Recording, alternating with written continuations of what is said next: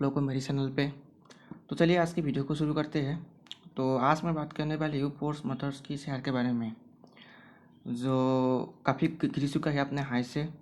2017 में ही उसने अपने हाई हुआ था और उसके बाद काफ़ी नीचे गिर भी चुका है कंपनी।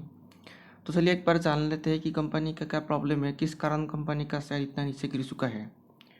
और ये कोई वेल्थ क्रिएशन वाली कंपनी नहीं है, ये वेल्थ डिस्ट्रक्शन करने वाली कंपनी है, क्योंकि 2006 से ही ये कंपनी मार्केट में लिस्टेड है, लेकिन आज तक इन्वेस्टर का कोई वेल्थ क्रिएशन किया ही नहीं कंपनी ने। और अगर आप लोग इस कंपनी का अगर शेयर को जाकर आप लोग अपने ब्रोकर के अकाउंट में देखोगे तो इन लोगों का बाय और सेल का वॉल्यूम भी बहुत कम है। तो मतलब लो वॉल्यूम वाले शेयर है और बहुत सारे लोगों का पैसा भी इस शेयर में अब तक फंस चुकी है। तो चलिए एक बार जानने की कोशिश करते हैं कि कंपनी का क्या प्रॉब्लम है और किस कारण कंपनी का शेयर इतना नीचे गिर रहा है। तो एक बार हम लोग कंपनी का एक फाइनेंशियल देख लेते हैं। तो अगर हम लोग मार्केट कैप देखें तो 1653 करोड़ का मार्केट कैप है इन लोगों का, और करंट प्राइस देखे 1254 का करंट प्राइस मार्केट प्राइस है। तो चल एक बार आप लोग शायद सबने देखा होगा कि जो फोर्स मोटर्स है उन लोगों का सिर्फ दो ही गाड़ी हमारे मतलब हम लोग देखते हैं, वो है एक ट्रेवलर और एक है फोर्स गुरखा। जो गुरखा जो नई लेटेस्ट लॉन्च हुई है, उसका जो मेन कंपटीटर है वो है थॉर। और जो क्या बोलते हैं ट्रेवलर, ट्रेवलर का मेन यूज़ होता है एम्बुलेंस में। तो अब देखिए इतना बड़ा मार्केट कैप का कंपनी है 1653, मतलब स्मॉल कैप ही है, इतना बड़ा भी नहीं है। लेकिन उसका प्राइस देखिए, करेंट मार्केट प्राइस कितना बड़ा है। तो इतना मार्केट प्राइस पहले मार्केट प्राइस पहले कंपनी है, लेकिन सिर्फ दो ही प्रोडक्ट उन लोगों का चलते हैं, एक है ट्रेवलर और एक है गुरखा। तो ऑब्वियसली कंपनी का शेयर तो नीचे गिरेगा ही, क्योंकि जितना हाइप है कंपनी के पास, नाम जितना है उतना काम है नहीं ना। आज तक कंपनी का कोई बस चला है, कंपनी ने बस भी मैन्युफैक्चरिंग करता है, लेकिन आज तक मैंने एक भी बस नहीं दिखी है सड़क पे, हमारे लोकल एरिया पे नहीं दिखी है इवन। लोकल एरिया तो चलो चलिए, हम आप लोग अगर यूट्यूब में जाएंगे तो भी आप लोगों को देखने को नहीं मिलेगा इस कंपनी का बस।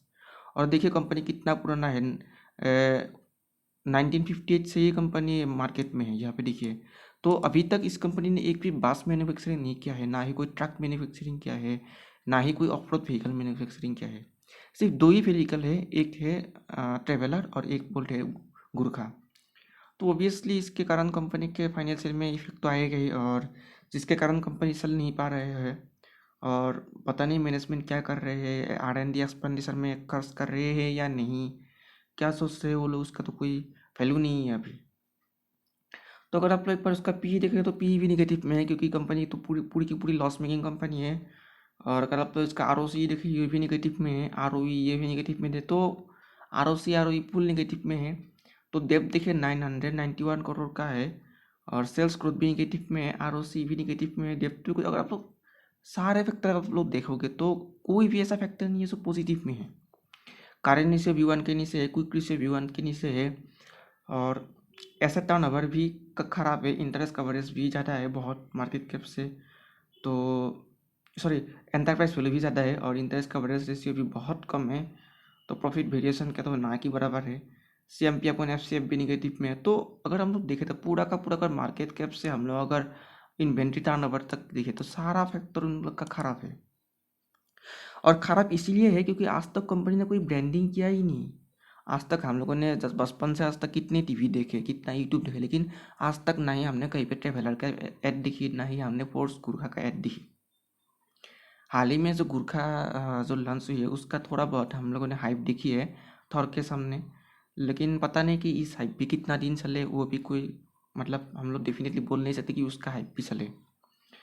तो फाइनेंशियल तो बहुत ख़राब है कंपनी का रेशियो के हिसाब से अभी तक। तो एक बार देख लेते हैं इन लोगों का, अगर मार्केट प्राइस देखें तो आप लोग देखिए 2005 में ये कंपनी लिस्टेड हुई थी 301 के रुपीज़ में। तब से देखिए आज तक कोई वेल्थ क्रिएशन किया ही नहीं कंपनी ने, इन्वेस्टर का पूरा वेल्थ डिस्ट्रक्शन ही किया है। अगर आप लोग अच्छे से देखोगे तो यहाँ पे देखिए जो मार्च 2017 में निकला सिर्फ वही उसी का पैसा यहाँ पे बनी। बाकी उसके पहले जो भी इन्वेस्टर है जिसने भी आज तक होल्ड करके रखी है उसका तो कोई वेल्थ ही नहीं बना। तो इतना ज़्यादा डिस्ट्रैक्शन करने वाली कंपनी है ये। और इसका मेन कारण यही है क्योंकि इसका मैनेजमेंट अच्छा नहीं है। अगर मैनेजमेंट अच्छा होता तो कुछ ना कुछ तो करता। 2006 से 2021 तक ऐसे ही एक कंपनी एक ही रेंज में चलता रहता, कोई आम बात नहीं है। मतलब मैनेजमेंट कोई काम का है ही नहीं इस कंपनी का, अगर हम फाइनेंशियली देखें तो, क्योंकि इतना पुराना कंपनी है 2006, इसके पहले ही लिस्टेड हुई थी, लेकिन आज तक सिर्फ 2 ही गाड़ी चलते हैं उन लोगों का। एक है ट्रेवलर, वो भी ज़्यादा नहीं चलते, खास करके जो हिल एरिया है जहाँ पे बस नहीं चल सकती वहाँ पे, जैसे कि उत्तराखंड, हिमाचल प्रदेश या फिर नॉर्थ ईस्ट के एरिया पे बहुत चलती है। हमारे यहाँ तो बहुत चलती है नॉर्थ ईस्ट में, क्योंकि मैं खुद नॉर्थ ईस्ट से हूँ। लेकिन बाकी एरिया में तो हमें आज तक ट्रेवलर दिखी ही नहीं है। और गुरखा गुरखा भी ज़्यादा नहीं चलते, बस थोड़ा सा हाइप अभी भी क्रिएट हुआ है। तो बहुत सारे लोग गुरखा की नाम सुनते ही इस पे इन्वेस्ट कर देते हैं, लेकिन ऐसा है नहीं बिल्कुल, क्योंकि फाइनेंशियल बहुत ख़राब है और पुरानी हिस्ट्री भी बहुत ख़राब है कंपनी का। तो अगर आप लोग सेल्स देखोगे तो सेल्स में भी कोई इंक्रीज तो है ही नहीं, 2019 से वैसे ही चल रहा है, 600 कहीं पे 100, कहीं पे 800, फिर से 1000। मतलब एक जो कंसिस्टेंसी है ही नहीं कंपनी के पास। और एक्सपेंस देखिए कितना ज़्यादा एक्सपेंस है, सेल्स से कई गुना एक्सपेंस है। ऑपरेटिंग प्रॉफिट देखा 665 करोड़ का, 1300 करोड़ का उन लोगों ने सेल्स किया, लेकिन ऑपरेटिंग प्रॉफिट ओनली 65 करोड़। मतलब सेल्स करने के बाद सिर्फ 65 करोड़ ही उन लोगों के पास बचा। बाकी तो बाकी जो है टैक्स, डिप्रिसिएशन, ये सब पेमेंट करना तो बाकी है ही। वो सब पेमेंट नहीं करने से पहले सिर्फ 65 करोड़ उन लोगों के पास रही। तो मतलब कितना कैश की कमी आ रही है कंपनी के पास, आप लोग देखिए। यहाँ पे देखिए डिप्रिसिएशन तो पे करना ही पड़ेगा कंपनी को, और उसके साथ साथ इंटरेस्ट भी पे करना पड़ेगा क्योंकि लोन है कंपनी के पास। तो टैक्स देखिए, टैक्स भी पे करना पड़ेगा। प्रॉफिट बिफोर टैक्स ही देखिए -7 का है, और टैक्स पेमेंट करने के बाद देखिए -4 पे चला गया है। पूरा का पूरा लॉस मेकिंग कंपनी है, कोई बढ़ने का कोई चांस ही नहीं है। डर इस बात की है कभी ये शेयर भी जाकर येस बैंक की तरफ ना हो जाए, जैसे कि येस बैंक का जो हालात की जो कंडीशन है वही ना हो जाए, क्योंकि अभी तक तो कोई मैनेजमेंट की तरफ से कोई बूस्ट आया नहीं कंपनी के पास।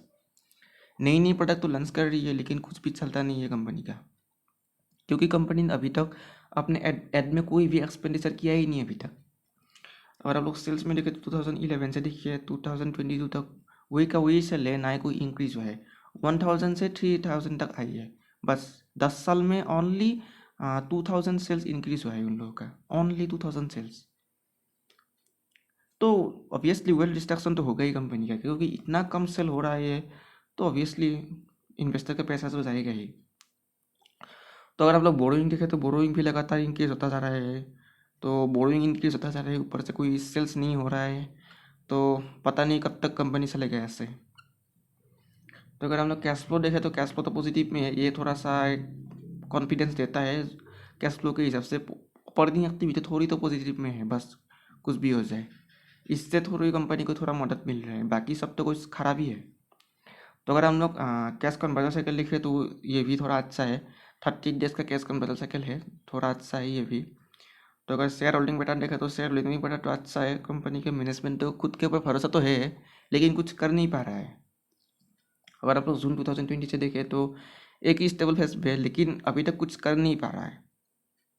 तो क्या है, ऐसे ऐसे शेयर अपने पास रख के कोई फ़ायदा है ही नहीं, क्योंकि 2011 से अभी तक मार्केट में है, तो इसका कोई सेल्स में कोई ना ही इंक्रीज हुआ है। वैसे का वैसे ही सेल्स है। मान लिया कि कोविड के टाइम में शायद एक एक्सटर्नल फैक्टर आई थी जिसके कारण सेल्स में थोड़ा गिरावट आएगी, लेकिन बाकी समय पे क्या हुआ, बाकी समय पे सेम ही था ना। मार्च 2003 में क्या, सॉरी मार्च 2030 में भी सेम था, 14 में भी सेम है। तो ये कोई मतलब ये कोई बात नहीं है कि कोविड के टाइम में गिरा, कोविड के कारण कंपनी इफेक्टेड है, इसका कोई जवाब है नहीं, क्योंकि बाकी समय में भी गिर रहा था। तो अगर आप लोग देख दिए DI का होल्डिंग भी देखिए, थोड़ा सा तो इंक्रीज हुआ है, लेकिन पहले तो 3% का था, अभी घट के 2.32 का हो गया। और FI का भी ज़्यादा होल्डिंग नहीं है, लेकिन पब्लिक का भर भर के होल्डिंग है।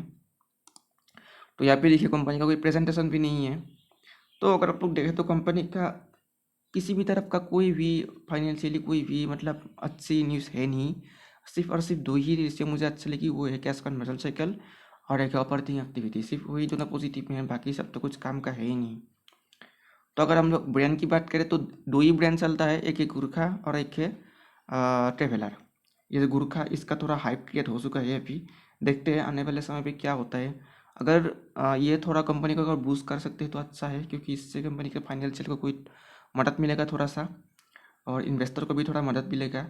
और दूसरा जो है ट्रेवलर, तो ट्रेवलर से अगर कुछ मदद मिलता है तो देखते हैं। लेकिन बाकी जो गाड़ियाँ है उसका तो कोई काम है नहीं, वो ख़राब है, मतलब कोई खरीदता भी नहीं है, कोई हाइप भी नहीं है, ऐड भी नहीं है, कुछ भी नहीं है। क्या कर रहा है कंपनी, हमको कुछ पता नहीं है।